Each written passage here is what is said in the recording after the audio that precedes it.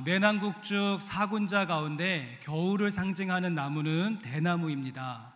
익산에서 가까운 구룡마을을 방문해 보시면 아주 멋진 대나무 숲이 조성되어져 있다라고 하는데요.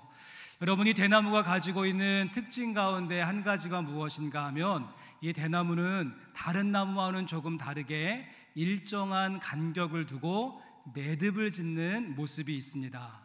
그래서 대나무의 외형을 보시면 그렇게 줄기가 굵지도 않고 호리호리한 모습이면서 속은 텅 비어 있음에도 불구하고 이 대나무가 웬만한 거센 날씨와 비바람에도 쉽게 꺾이거나 부러지지 않는 이유가 있는데, 그것은 일정한 간격 중간중간 맺게 되어지는 매듭짓기 때문이다라고 이야기를 하죠. 저는 이 대나무가 일정한 간격을 두고 매듭짓는 이 자연의 법칙이 우리에게 주는 교훈이 있다라고 생각을 합니다. 그것은 우리도 역시 오늘 송년주일을 맞이하여서 우리가 한 해의 삶을 돌아보면서 우리 또한 단단하고 견고한 매듭짓기를 하게 되어질 때 우린 그 위에 새로운 줄기를 뻗어갈 수 있을 것입니다. 여러분, 그렇다면 우리가 이제 한 해의 삶을 마무리하는 마지막 시간, 또 새로운 1년을 준비하고 조망해야 되는 이 나들목 같은 구간에 서 있는데, 우린 이 자리에서 어떠한 내용을 가지고 우리의 한 해의 삶에 매듭짓기를 해야 하는 것일까요? 매년마다 이 대학교에 있는 교수님들이 투표를 통하여서 올해의 사자성어를 이제 선정을 하고 대학 교수 신문에 발표하는 일들을 합니다. 올해에는 어떠한 사자성어가 뽑혔는가 하면 한번 보여주시면, 올해에는요 도량발호라고 하는 사자성어가 선정이 되었다라고 합니다.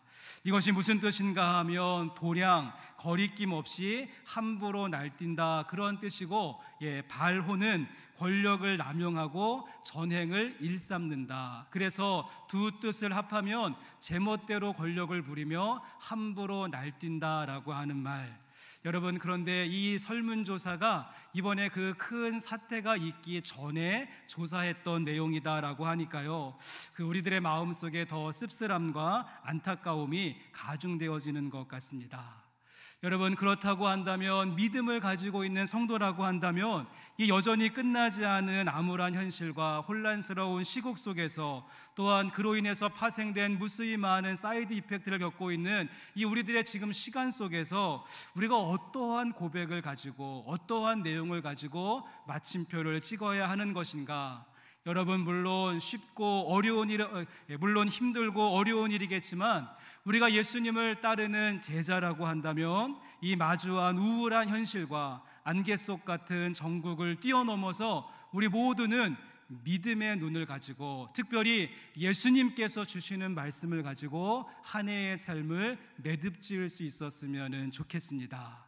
이런 의미에서 오늘 저희가 함께 읽으신 본문 말씀, 요한복음 13장 1절 말씀을 우리가 다시 한번 읽어보시면, 예수님은 이와 같은 내용으로 모든 사역을 매듭짓고 있는데요, 우리 13장 1절의 말씀 다시 한 번만 같이 읽어보도록 하겠습니다. 유월절 전에 예수께서 자기가 세상을 떠나 아버지께로 돌아가실 때가 이른 줄 아시고 세상에 있는 자기 사람들을 사랑하시되 끝까지 사랑하시니라. 아멘. 여러분, 어떻습니까? 이제 예수님도 모든 사역과 공생애를 마치고 이제 아버지께로 돌아가야 되는, 예수님에게도 마무리 짓고 매듭 짓어야 하는 그러한 시기가 찾아온 것입니다. 예수께서 자기가 세상을 떠나 아버지께로 돌아가실 때가 이른 줄 아시고, 그러니까 우리로 치면 예수님에게도 이제 송년주일을 맞이하게 된 것이죠. 여러분, 그렇다고 한다면 예수님은 그 모든 사역을 마무리하시면서 어떠한 내용으로 마침표를 찍고 계시는가? 도량발호의 내용이 아니라, 여러분, 예수님은 그 마지막 순간, 마지막 마침표로서, 매듭짓기의 모습으로서 예수님은 사랑의 모습으로, 사랑으로 마침표를 찍고 있는 모습. 그래서 아버지께로 돌아가실 때가 이른 줄 아시고, 그 다음이요, 세상에 있는 자기 사람들을 사랑하시되 끝까지 사랑하시니라.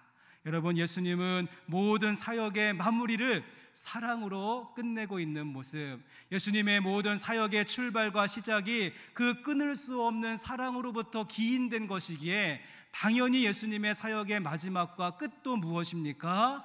사랑으로 마무리되어지는 모습을 보여주고 있습니다. 저는 특별히 이 구절을 묵상하면서 예수님의 이 사랑을 수식하고 있는 부사 하나에 제 마음이 오랫도록 머물렀는데요. 예수님이 사랑하시되 어떻게 사랑하셨습니까? 말씀 끝부분에 보시면 끝까지 사랑하시니라. 예수님께서 사랑하시되 끝까지 사랑하시니라. 여러분, 펜을 가지고 오셨으면 이 끝까지라고 하는 말에 밑줄을 치시거나 동그라미 표시를 하시면 좋겠습니다. 오늘 말씀을 기록하고 있는 사랑의 사도 요한은 예수님의 사랑의 모습을 정의하는데 예수님의 사랑은 어떠한 사랑의 모습을 우리에게 보여주었는가? 사랑하시되 끝까지 사랑하는 모습.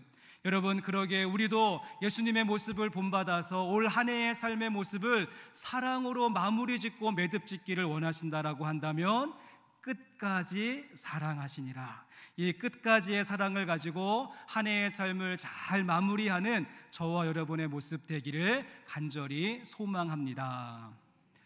여러분, 그렇다면 이제 궁금증이 하나 생기지 않으십니까? 예수님의 사역의 마침표와 매듭짓기가 이 끝까지의 사랑의 모습이었는데, 그렇다면 예수님에게 있어서의 끝까지의 끝은 어디까지를 의미하는 것인가? 다른 말로 조금 바꾸어 본다면 이 끝까지에서의 끝은 언제까지를 말하는 것이고 누구까지를 말하는 것이며 어디까지를 말하는 것인가? 그래서 오늘 저희가 말씀을 이 세 가지의 방향성을 가지고 예수님이 끝까지 사랑하셨는데 그 끝이 언제까지인지, 누구까지인지, 어디까지인지 이 세 가지의 관점을 가지고 여러분에게 끝 지점을 소개하고 안내하고자 하는데요. 여러분, 가장 먼저 첫 번째로 예수님께서 끝까지 사랑하시니라, 이 매듭짓기에서의 끝은 언제까지를 의미하는 것인가? 시간적인 의미를 한번 생각해 보신다면 말 그대로 예수님에게 주어진 모든 시간의 끝까지, 예수님에게 허락되신 그 물리적인 시간의 끝까지 예수님은 사랑으로 채우셨다는 사실입니다. 우리 1절의 말씀을 다시 한 번만 보시면, 그래서 유월절 전에 예수께서 자기가 세상을 떠나 아버지께로 돌아가실 때가 이른 줄 아시고 세상에 있는 자기 사람들을 사랑하시되 끝까지 사랑하시니라. 지금 저희가 살펴보고 있는 요한복음의 특징 가운데 한 가지는, 여러분, 요한복음은 때라고 하는 말, 이 타이밍을 굉장히 중요하게 여기면서 때라고 하는 말씀으로 이 이야기를 쭉 이어갑니다. 여러분, 그래서 예수님께서 가나 혼인잔치에 참여하시고 어머니로부터 포도주가 떨어졌다라고 하는 소식을 들었을 때 무엇이라고 말씀하셨는가 하면 아직 내 때가 이르지 않았습니다 라고 말씀을 하셨고요. 이번에는 사람들이 오병이어의 기적을 보고 예수님을 막 왕으로 삼으려고 하자 다시 한번 때가 이르지 않았다, 때가 차지 않았다라고 말씀을 하십니다. 그런가 하면 예루살렘에 입성하시면서는 이제 때가 됐다, 때가 이르렀다라고 말씀하셨고, 요한복음 11장 23절 말씀에 인자가 영광을 얻을 때가 왔다라고 말씀하시고는 십자가의 길을 가신 것 아니겠습니까? 이렇게 예수님은 철저하게 모든 사역과 모든 시간을 하나님의 때, 하나님의 타이밍에 맞추어서 행하시고 그 일들을 감당하셨는데, 오늘 본문 말씀 가운데도 세상을 떠나 아버지께로 돌아가실 때가 이른 줄 아시고 끝까지 사랑하시니라. 예수님은 주어진 모든 시간, 허락하신 그 모든 공간을 사랑으로 꽉 채우시되 끝까지 사랑하는 모습을 우리에게 보여주셨습니다. 자, 이 말씀에 비추어서 우리들의 모습을 한번 점검해 보시면, 우리 가운데 있는 연약함과 부족함이 무엇인가 하면 우리도 사랑을 하기는 합니다. 그런데 우리 가운데 있는 약점은 무엇인가 하면 우리는요, 이 끝까지의 사랑에 부족한 경우가 너무도 많다는 것입니다. 나의 사랑은 변치 않을 거예요. 우리가 새끼손가락 걸면서 약속을 했고, 검은 머리가 팥불이 될 때까지 사랑하겠습니다 맹세했으며, 죽음이 우리를 갈라놓을 때까지 사랑하겠습니다 다짐하고 다짐했지만 어떻습니까? 너무도 쉽게 우리는 사랑의 마음을 거두고 사랑의 관계를 끝내는 경우가 많이 있다는 사실이죠. 교회도 마찬가지입니다. 와, 우리 교회 너무너무 좋아요. 막 칭찬하고 좋아하다가도 뭐 한 가지 아쉬움이 있고 서운한 것이 있으면 언제 그랬냐는 듯이 등을 돌리고 끝을 내는 모습. 세례받을 때의 감격과 은혜, 임직식에서의 서야, 교회를 처음 세울 때의 그 다짐과 헌신, 그 뜨거운 마음이 너무도 쉽게 우리 가운데서 식어버리는 경우가 많지 않습니까? 여러분, 참 신기하죠. 우리가 끝까지 싸우는 것은 참 잘하는데 끝까지 사랑하는 부분에 있어서는 약점을 가지고 있는 모습. 여러분, 하지만 우리 예수님의 모습은 달랐습니다. 롤러코스터와 같이 오르락 내리락 엎치락 뒤치락 하는 그런 사랑의 모습이 아니라 예수님은 끝까지, 그래서 마지막 순간까지 사랑으로 채우신 것이죠. 마지막 순간에 가서 후회하시면서 그때서부터 사랑하셨던 그 모습이 아니라 평생을 사랑하시다가 마지막 순간 더욱더 뜨겁게 사랑하셨습니다. 마지막 지점에 가서 아이고 나 할 만큼 했어라고 포기하시는 그런 사랑이 아니라 똑같은 강도와 똑같은 깊이를 가지고 끝까지 우리 한 사람 한 사람을 품으셨다는 사실을 꼭 기억하시는 저와 여러분이 되었으면 좋겠습니다. 몇 년 전 나왔던 영화 가운데 그리스도 최후의 유혹이라고 하는 영화가 있습니다. 이 영화는 제가 별로 추천하지는 않습니다. 영화에 어떤 내용이 나오는가 하면 예수님께서 십자가에 달리시게 되어지자 사탄이 찾아와서 계속해서 예수님을 유혹하는 이야기가 진행이 됩니다. 십자가에 달리신 예수님을 향하여서 사탄이 아이고 이제 할 만큼 했으니까 내려와도 괜찮다고, 그만 좀 하시라고. 아브라함도 실제로 칼을 빼어들긴 했지만 그 아들 이삭을 죽이지 않았으니까 괜찮다, 십자가에서 내려오라 계속해서 유혹을 하게 되어지고요.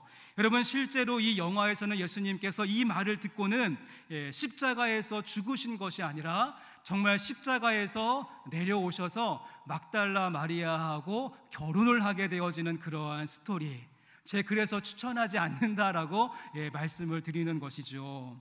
여러분, 정말 예수님께서 나 할 만큼 했어라고 말씀하시면서 여러분 저 십자가에서 내려오셨다라고 한다면 우리의 모습은 어떻게 되어졌겠습니까? 하지만 주님은 그렇게 하지 않으셨습니다. 할 만큼 했다고 하지 않으신 것이죠. 성도 여러분, 그러기에 이 사랑의 본질은 할 만큼 하고 끝내는 것이 아니라 끝까지 하는 것이 사랑의 본질이 된다는 것, 주님은 그 모습을 몸소 우리에게 보여주시기 위하여서 오늘 말씀을 시작하시면서 아버지께로 돌아가실 때가 이른 줄 아시고 끝까지 사랑하시니라.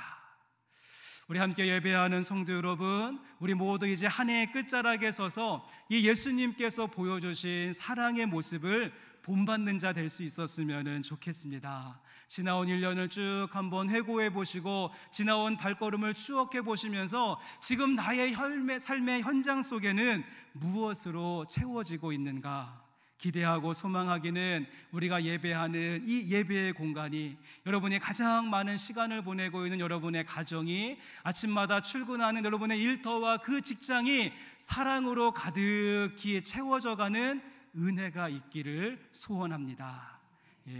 일본말 써서 죄송하기는 한데 여러분의 사랑이 여러분의 삶 속에 이빠이 채워지고 만땅 가득히 부어지는 그 모습 소망하시면서 끝까지 사랑하겠습니다. 다시 한번 다짐하며 한 해의 끝자락에 서는 저와 여러분의 모습 되기를 주님의 이름으로 간절히 소망합니다. 자, 그런가 하면 이번에는 이 끝까지에서의 끝을 조금 범위를 한번 넓혀본다면 이 끝은 누구까지를 포함하고 누구까지를 의미하는 것일까요? 오늘 말씀의 큰 주제가 언제까지, 누구까지, 어디까지인데, 두 번째로 누구까지 사랑하는 모습이 끝까지의 사랑인가 같이 한번 보시면은요, 1절 말씀 다시 한번 보여주시겠습니까? 1절에 제가 밑줄을 쳐놓았는데요, 세상에 있는 자기 사람들을 사랑하시되 끝까지 사랑하시니라. 이 끝까지의 사랑 앞에 예수님께서 자기 사람들, 예수님께 속해 있고 예수님께 연결되어져 있는 사람들을 사랑하셨다라고 1절에서 이야기했고요. 여러분, 그 다음 2절 말씀에 바로 이어서 어떠한 내용이 나오는가 하면 2절 말씀입니다. 마귀가 벌써 시몬의 아들 가룟 유다의 마음에 예수를 팔려는 생각을 넣었더라. 바로 이어서 가룟 유다의 이야기가 나오죠. 여러분도 잘 아시는 대로 이 가룟 유다는 예수님을 팔아넘긴 제자였습니다. 예수님의 등에 칼을 꽂았던 배신자이죠. 한마디로 말해서 사랑해서는 안 될 사람, 그리고 사랑할 수 있는 조건과 그러한 내용들을 찾아볼 수 없는 사람이 가룟 유다가 아니겠습니까? 여러분, 그런데 예수님은 어떻게 하시는가 하면 그 가룟 유다까지도 사랑하시는 모습, 우리들의 마음속에 내가 사랑해야 하는 사람들의 리스트와 목록이 쭉 나와 있으면 넘버 1, 넘버 2, 넘버 3 쭉 명단이 있을 때, 여러분이 가룟 유다라고 하는 사람은요, 저 가장 마지막에, 저 가장 끝자락에 있어야 되는 그 사람의 이름이지 않습니까? 그런데 예수님은 놀랍게도 끝까지 사랑하시되 그 목록의 가장 마지막에 있는 가룟 유다까지 사랑하시는 모습을 우리에게 보여주고 있습니다. 여러분, 11절 말씀도 한번 참고해 보시면 11절에 이는 자기를 팔 자가 누구인지 아심이라 그러므로 다는 깨끗하지 아니하다 하시니라. 여러분, 지금 예수님께서 분명히 저 유다가 자신을 팔 것을 알고 계셨고요, 지금 유다의 마음속에 사탄이 준 그 생각과 계획들이 꿈틀거리고 있는 것을 모두 보시고 계셨습니다. 그런데 예수님은 그럼에도 불구하고 세족식을 행하실 때 유다만 빼고 행하신 것이 아니라 유다까지도, 그 유다까지도 발을 씻어주시는 모습을 보여주고 있는 모습. 여러분, 그러기에 예수님께서 보여주신 끝까지의 사랑은 누구까지를 말하는 것인가? 마음속에 있는 명단, 가장 끝에 있는 저 가룟 유다까지, 배신자까지, 원수까지, 죽여버리고 싶은 그 사람까지 사랑하는 것이 우리 예수님께서 보여주신 끝까지의 사랑의 모습이었습니다. 다시 한번 말씀을 드리지만 우리도 사랑을 하기는 합니다. 사랑하지 않는 것 아니죠. 그런데 우리 안에 있는 사랑을 한번 점검해 보시면 우리의 사랑은요, 정확하게 범위가 정해져 있고 조건을 따져 물으며 손해보지 않는 선에서 사랑하려고 하는 모습이 강합니다. 상처받는 사랑, 시험 드는 사랑은 애당초 시작도 하려고 하지 않죠. 늘 언제나 나는 사랑받을 만한 사람만, 내가 좋아하는 사람만, 나에게 유익이 되는 사람만, 성격 좋고 능력 있고 나랑 친한 사람만 사랑하려고 하는 경우가 많지 않습니까? 예수님께서 이렇게 말씀하셨습니다. 누가복음 6장 32절 말씀에 그러한 사랑을 보여주고 있는 우리를 향하여서 너희가 만일 너희를 사랑하는 자만을 사랑하면 칭찬받을 것이 무엇이냐? 죄인들도 사랑하는 자는 사랑하느니라 말씀하시면서 그와 같은 사랑은 누구나 다 할 수 있다라고 말씀하신 것 아니겠습니까? 이렇게 이야기할 때가 참 많이 있습니다. 네 예수님 저 사랑하겠습니다. 아이고, 그런데요, 저 인간만 빼고, 저 직장에서 나를 괴롭히고 있는 저 사람만 빼고, 나를 비참하게 만든 저놈만 빼고, 저 성격 이상한 저 사람만 빼고, 나에게 상처 주었던 저 성도만 빼고요, 저 꼴통 보수만 빼고, 저 빨갱이만 빼고, 저 무슬림만 빼고, 우리는요 빼고를 주장하면서 사랑의 대상을 찾는 경우가 많이 있는데, 우리 주님께서 그러한 우리의 모습을 보시면서 무엇이라고 말씀하시겠습니까? 그래, 그렇다면 나도 너만 빼고라고 우리 주님께서 말씀하지 아니하실까요? 예수님께서 보여주신 사랑은 빼고의 사랑이 아니라 제한적이고 편협한 사랑이 아니라 자격과 조건을 따져 묻는 그런 사랑이 아니라 주님께서 보여주신 끝까지의 사랑은 가룟 유다까지, 그 목록의 가장 끝에 있는 사람까지, 그 리스트의 마지막에 있는 사람까지 한 사람도 예외 없이 사랑하셨습니다. 너만 빼고 사랑한다라고 말씀하신 것이 아니라 가룟 유다 같은 저까지도, 가룟 유다 같은 나까지도 사랑하신다라고 말씀하시는 줄로 믿습니다. 성도 여러분, 그러기에 소망하기는 이제 한 해를 결산하는 오늘 마지막 주일 앞에 우리가 주님 앞에 서게 되어졌는데, 저는 기대하기를 여러분 안에 있는 그 목록과 리스트가 뒤집어지는 역사가 오늘 있기를 간절히 소망합니다. 열심히 행진을 하다가 뒤로 돌아가라고 하는 명령이 내려지면 모든 순서가 역전되듯이 우리들의 마음속에 있는 그 많은 리스트를 거꾸로 한번 뒤집어 보셔서 가장 멀리 있는 사람까지, 지금 등을 돌리고 있는 사람까지, 만나고 싶지 않은 사람까지, 가까이 하고 싶지 않은 사람까지, 심지어 끝장내고 싶었던 그 사람까지 하나님 사랑할 수 있는 마음을, 그 주님의 마음을 나에게 부어 주옵소서. 사랑의 능력을 구하며 나가시는 저와 여러분의 모습이 되기를 간절히 소망합니다.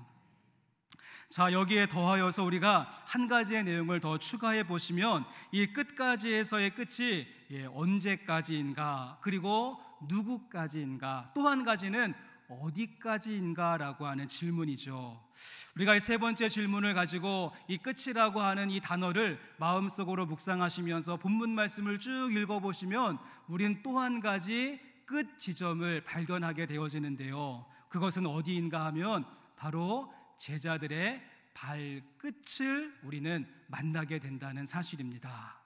본문 말씀 가운데 5절과 6절 말씀에 이에 대야에 물을 떠서 제자들의 발을 씻기시고 그 두르신 수건으로 닦기를 시작하여 시몬 베드로에게 이르시니 베드로가 이르되 주여 주께서 내 발을 씻으시나이까 라고 이야기하면서 발을 씻겨주시는 모습. 발은 어떠한 곳입니까? 우리의 신체에 있어서 가장 끝자락에 있는 것, 그리고 땅과 맞닿아 있는 그런 부분이기 때문에 아이고 늘 지저분하고 냄새가 나고 이렇게 감추어져 있고 땀이 차 있고 이렇게 그늘진 곳에 있는 우리들의 발의 모습. 여러분은 솔직히 내가 누군가의 발을 다 만진다는 것은요 별로 유쾌한 일이 아닌 것을 보게 됩니다.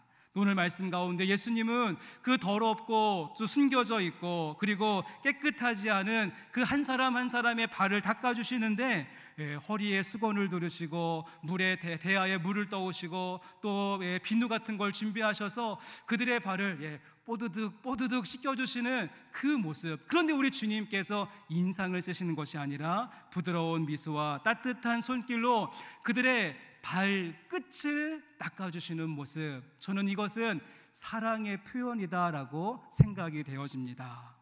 주님은 이렇게 하심으로 나타내고 싶으셨던 교훈이 있었고, 이러한 말의 언어가 아니라 행동의 언어를 통하여서 주시고 싶으신 메시지가 있었는데, 여러분 그것은 무엇인가 하면 제가 앞에서 가룟 유다 이야기를 하면서 너만 빼고라고 말씀하지 않으신다라고 했는데, 이번에는 그 제자들의 발끝을 닦아주시면서 너의 이런 점만 빼고라고 말씀하지 아니하시는 사랑의 모습.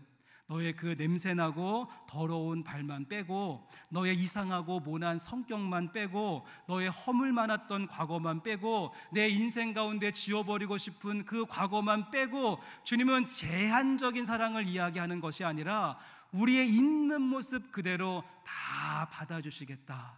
그래서 우리의 머리끝부터 발끝까지, 우리의 처음부터 마지막까지 다 받으시고 씻겨주시겠다라고 하는 그 의미로서 그 사람의 가장 끝자락 발끝을 씻어주셨다는 사실입니다.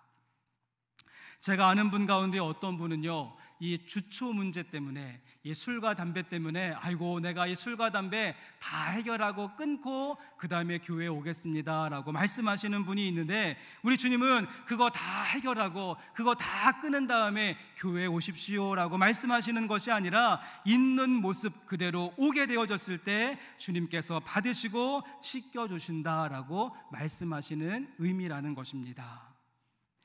여러분, 또한 이 발을 한번 생각해 보시면요, 이 발이라고 하는 것은 더럽고 우리의 몸의 끝이다라고 하는 그런 부분도 있지만, 또 한 가지 아마 열심히 서서 일하시는 분들이거나 아니면 일상의 그런 직업이 열심히 많이 다니셔야 하는 분들은 이 발이 느끼는 무게감과 압박감을 잘 아실 것입니다. 오래 서 계신 분들, 또 열심히 이곳저곳 왔다 갔다 하시는 분들은 이 발이 느끼는 피로를 누구보다 잘 아실 것입니다. 그러기에 발은요, 단순히 더러운 부분, 이렇게 제껴놓을 수 있는 부분이 아니라 하루 종일 우리들의 몸에 하중을 받아야 되는 가장 수고하고 애쓰는 모습, 식구들 먹여 살리기 위해서 하루 종일 달려나가는 그 힘찬 발걸음은 우리들의 단순히 몸의 끝자락이 아니라 한 남성의, 한 여성의 그 열심히 몸부림치는 그 삶의 무게와 인생의 무게가 그대로 담겨 있는 곳이 우리의 발이라고 할 수 있을 것입니다. 그러기에 내가 누군가의 발을 닦아준다는 것은 그 사람의 수고와 노력과 애씀, 인생의 노고를 인정해 준다라고 하는 의미가 되는 것이죠. 정호승 시인이 쓴 발에 대한 묵상이라고 하는 시를 보면 발을 닦아주는 것의 의미를 이렇게 소개합니다. 저에게도 발을 씻을 수 있는 기쁜 시간을 허락해 주셔서 감사합니다. 여기까지 길 없는 길을 허둥지둥 걸어오는 동안 발에게 미안하다는 생각을 미처 하지 못했습니다. 뜨거운 숯불 위를 맨발로 걷기도 하고 절벽의 얼음 위를 허겁지겁 뛰어오기도 한 발의 수고에 대하여서 미처 생각하지 못했습니다. 이제 비로소 따뜻한 물에 발을 담그고 발에게 감사드립니다. 굵은 핏줄이 툭 붉어진 고단한 발등과 가뭄에 갈라진 논바닥 같은 발바닥을 쓰다듬으며 깊숙이 허리 굽혀 입을 맞춥니다라고 하는 시, 누군가의 발을 닦아주면서 고마웠다라고 이야기하는 그러한 시인의 목소리가 들려오는데요, 오늘 말씀 가운데 예수님의 마음과 심정도 같은 느낌이 아니셨을까? 지난 3년 동안, 공생의 기간 동안 함께 열심히 그 사역의 현장에서 발품 팔았던 그 제자들, 그 사랑했던 그들의 발을 한 명 한 명 닦아주시면서, 그래 수고 많았다, 고생하고 애썼다, 우리 더욱더 힘을 내어서 새롭게 해보자라고 하는 다짐과 격려의 의미로서 그들의 발을 닦아주시는 주님의 모습을 우리가 볼 수 있었으면 좋겠습니다. 오늘 제가 오늘 사실은 그래서 저희 집에 있는 이 큰 세숫대와 다라이도 좀 제가 가지고 나오고, 허리에 수건도 차고 빨래비도 좀 제가 가지고 나와서 여러분의 제가 발을 좀 한 분 한 분 다 씻어드리는 제가 세족식을 좀 하고 싶었는데, 또 그러면 또 형님들 가운데 오늘 베드로처럼 아이고 머리도 감겨주세요 그런 분이 나올 것 같아가지고 제가 그렇게 하지는 못하고 포기를 했습니다. 여러분, 대신 제가 여러분의 발을 좀 씻어드리는 마음과 심정을 오늘 말씀 가운데 담은 것이죠. 제가 말씀을 준비하면서 지난 1년 동안에 우리 영생교회 모든 사역들을 제가 쭉 복기해 보았더니, 가장 큰 것은 하나님의 은혜와 하나님의 인도하심이 있었지만, 그 다음으로 우리 믿음의 성도들, 우리 믿음의 교우들의 열심을 다하는 노력과 헌신과 아름다운 그 사역의 모습이 있었기에 오늘 우리 영생교회가 있다라고 생각을 합니다. 그러면서 제 안에 몇 가지 이해가 되지 않는 부분들이 있었습니다.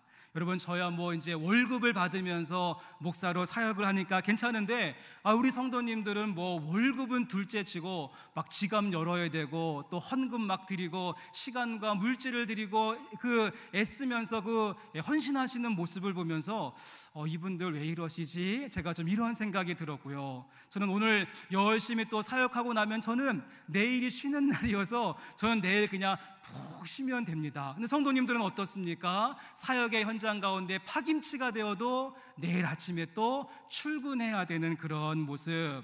또한 저는 목사랍시고 성도님들이 대접해 주시는 맛난 것들, 좋은 것들 실컷 먹어가면서 존경받으면서 사역을 하고 있는데, 여러분들은 누구도 알아주지 않는 그 자리에서 변변한 간식도 없이 땀 흘리는 모습을 보면서 이분들 왜 이러시지? 라고 하는, 제가 이해가 되지 않았는데, 여러분 지금 왜 그러시는 겁니까? 왜 그러시는 거예요? 또 정신 차리시고 파업을 하시면 안 됩니다. 먼저는요, 제가 생각해 보았더니 성령님께서 부어주시는 은혜와 힘이 우리 가운데 있고, 또 누구보다도 교회에 대한 사랑의 마음이 있기에 우리는 오늘도 이 부르신 자리에서 사명 감당하며 땀 흘리고 이 발로 열심히 사역을 감당할 수 있는 것입니다. 자, 그래서 오늘은 지난 1년 동안에 천국 한 모퉁이, 세상 한 모퉁이 이 한가운데 서서 귀한 일들 감당하였던 우리 성도님들, 제가 발을 씻어드리는 마음을 이 말씀에 담은 것입니다. 물론 그렇습니다. 지난 금요 성령 집회 말씀처럼 우리 그 요한계시록 말씀 마지막 장에 소개하고 있는 내용처럼 우리의 모든 행위대로 갚으시는 하나님의 상급과 하나님의 면류관이 저 하늘 위에서 준비되어지고 있는 거 분명합니다. 하지만 그것과 함께 오늘 송년주일을 맞이하여서 지난 1년 동안 수고하고 애쓰셨던 모든 성도님들, 여러분의 헌신이 있었기 때문에, 여러분의 그 애씀이 있었기 때문에, 여러분의 땀 흘림과 열심히 동역하는 그 발걸음이 있었기 때문에 오늘 교회가 있었다라고 말씀을 드리면서, 제가 드리는 이 작은 위로와 격려의 말씀이 여러분의 마음에 위로가 되어지고 또 새로운 소망의 걸음 걸어갈 수 있는 동력이 될 수 있기를 간절히 소원합니다. 여러분, 그렇습니다. 이 땅에 완벽한 사람 없고 이 땅에 완벽한 교회와 공동체 없기 때문에 우린 때로 사람 때문에 마음 아파하고 사람 때문에 실망하고 사람 때문에 무너진 경우도 있지만, 그럼에도 불구하고 함께 손잡고 나아갈 수 있는 믿음의 동역자들이 있기 때문에, 하나님께서 허락해 주시는 하늘 식구들이 있기 때문에 우리는 올 한 해의 사역 기쁨으로 잘 감당하게 되어졌습니다. 다시 한번 지난 1년 동안에 천국 한 모퉁이와 세상 한 모퉁이에 서서 열심히 하나님의 일들을 감당한 우리 모든 성도님들의 발끝에 하나님의 은총이 임하게 되기를 주님의 이름으로 간절히 축복합니다. 이제 모든 말씀을 마치면서 우리 마지막으로 오늘 본문 말씀을 이어받고 있는 요한복음 13장 14절의 말씀을 함께 읽고 오늘 말씀을 마무리하겠습니다. 이 말씀 함께 있습니다. 내가 주와 또는 선생이 되어 너희 발을 씻었으니 너희도 서로 발을 씻어주는 것이 옳으니라. 아멘. 여러분, 오늘 집에 가시면 이제 무엇 하시면 되겠습니까? 오늘 집에 가시면요, 말씀 가운데 너희도 서로 발을 씻어주는 것이 옳으니라. 저녁 식사하시고 모든 가족이 모여서 세숫대야에 물 담고 서로의 발을 닦아주는, 또 혼자 계시는 분들은 스스로의 발을 닦아주시면서, 그래 1년 동안 수고 많았다, 사랑한다, 다시 한번 힘을 내어서 2025년도에도 승리합시다, 이렇게 우리의 사랑으로 격려하는 저와 여러분의 모습이 되었으면 좋겠습니다. 또한 오늘 주신 말씀, 예수님의 말씀 꼭 기억하시면서 이 끝까지의 사랑을 가지시고 올해 마지막 시간까지 우리의 마음에 있는 목록 가운데 저 가룟 유다까지 내가 섬겨야 하는 사람 그 누군가의 머리끝부터 발끝까지 사랑으로 품어가며 다시 한번 그 열정을 가지고 가정과 교회와 일터와 삼터와 세상을 향하여 나아가실 수 있는 영생교회 성도님들 되시기를 주님의 이름으로 간절히 축원합니다.